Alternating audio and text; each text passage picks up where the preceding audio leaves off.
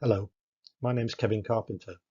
I'm the Acting Registrar for the Australian Council for the Certification of the Medical Laboratory Scientific Workforce, or ACCMLSW. I'm going to give you a brief background and bring you up to date on where we are with the certification of medical scientists and technical officers. This talk will cover a little bit of the background as to how we came into being, the governance of the Council, the requirements for certification, what it might cost, and frequently asked questions. Australia is one of the few developed nations which doesn't have a formal regulation of medical scientists and technical officers. For this reason, it was decided to form a voluntary certification scheme, which was established in 2020.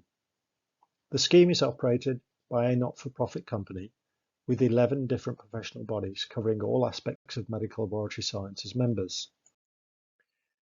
Those member bodies have different grades depending upon the numbers of potential certificates that they provide continuing professional development or education for.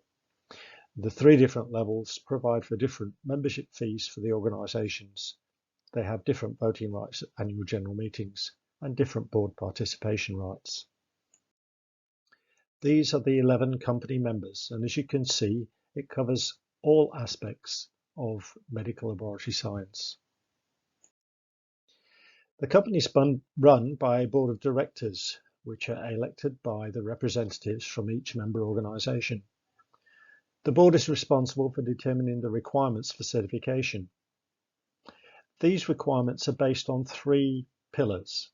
The qualifications that an individual has must be relevant to medical laboratory science. The individual must have demonstrated competency following a minimum period of experience, and they must demonstrate continuing professional development. Your status as a certified medical laboratory professional is a public guarantee that you're qualified, competent, and continuing your professional development. It's a recognition of your scientific qualifications, and it's aligned with competency development and assessment processes. Acknowledgement of participation in continuing education activities is a key part of the certification process. It provides increased professional credibility and prestige in the industry. It's support of industry standards and is a demonstrated commitment to superior professionalism. Certified practitioners may choose to have their details displayed on a public register and use the post nominals CMLS or CMLT. ACCMLSW now offers three different levels of certification. Full certification is for technical officers and medical scientists who can complete an online application and have, for scientists, a relevant degree in science or applied science at AQF level 7 or above, or for technical officers, documentary evidence of completing a relevant vet sector course at AQF 5 or 6.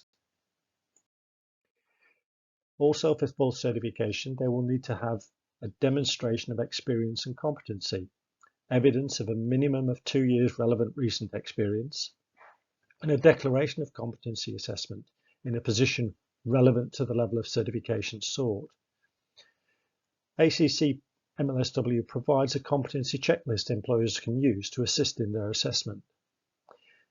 You should note that if you are employed as a technical officer, you cannot be certified as a scientist even if you have an AQF level 7 qualification, since your competency assessment by your employer is against your current role. The final thing for full certification is demonstrated participation in ongoing professional development. A CPD certificate from an accredited CPD provider, or an outline of CPD activities undertaken in the previous 2 years which would meet the requirements of a PACE or those of your relevant professional body, is required for full certification. There is now an option for provisional certification. The board have recognised that the recording of continuing professional development activities is something medical laboratory staff have not been required to do in the past, and as a result, a number of people wishing to apply for certification are unable to provide the records required. In addition, staff who leave the workforce for a period of time may not have the opportunity to continue their CPD and will again fall short of the requirements for full certification upon returning. So to address this, the board have initiated a new status of provisional certification. For this level, there is no need to meet the CPD requirement. However, the remaining minimum standards of experience, demonstrated competency and qualifications must be met at the time of application. Those applying for provisional certification need to commit to completing the minimum CPD over the period of their provisional certification, and there will be no option to extend provisional certification beyond 1 2-year cycle. The final level of certification offered is conditional. This is for scientists and technical officers who are currently employed and have met the qualification requirement, but do not yet have the minimum of 2 years relevant recent experience and CPD record. They must still agree to a code of conduct and should provide a declaration from their employer that they are employed in a relevant role, but with less than 2 years experience, and that they're undertaking ongoing training and competency assessment. Applicants for conditional certification also need to commit to participate in CPD activities and recording. Again, conditional certification runs for a maximum of 2 years, after which time certificates will be expected to undergo competency assessment to provide CPD records to transition to full certification. So where are we up to now with the certification program? Well, the company was established and registered with ASIC in January 2020, and website development with an online portal for applications and the public register was completed. Accepted qualifications and requirements for certification have been published on the website, and we ran a pilot program until June 2020 with a full formal program launch in July 2020. The scheme has been promoted by member organisations and with key employer support. With limited initial funds available, AACB Services operate the scheme with myself in an acting registrar role. What does it cost?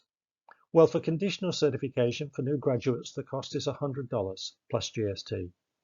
Provisional or full certification costs $200 for scientists and $180 for technical officers, both plus GST.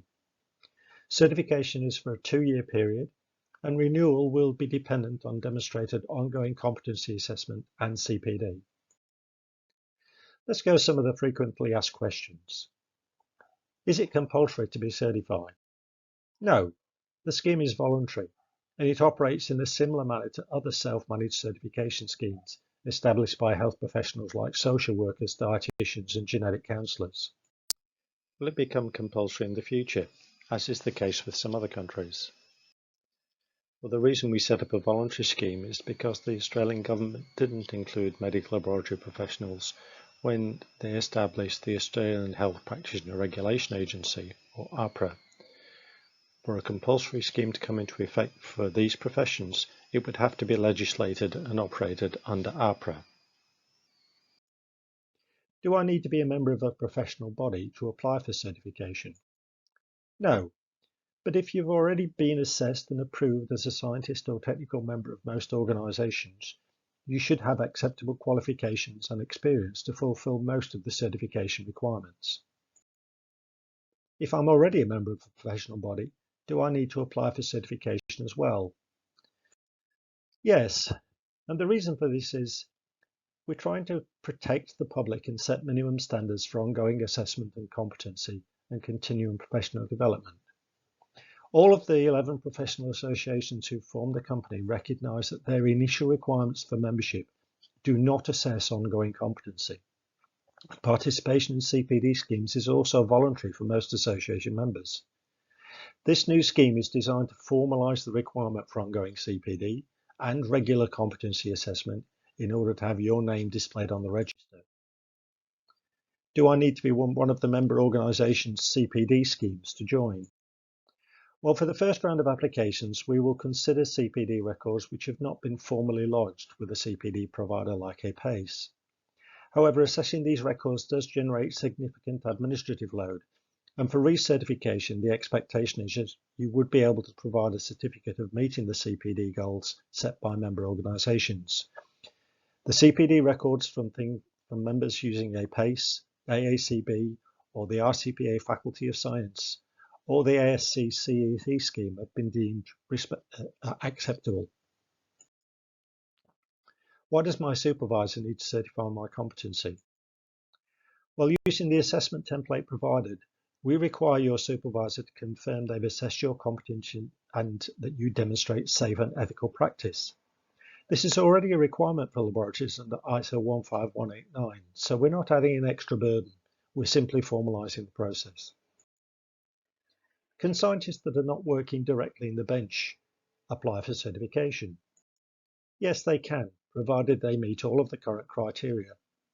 The competency sign-off by their supervisor states that they've been assessed as competent against their current role and position description within the last 12 months. So this will cover those working in associated industries and roles. Can clinical or senior scientists apply for certification? They definitely can.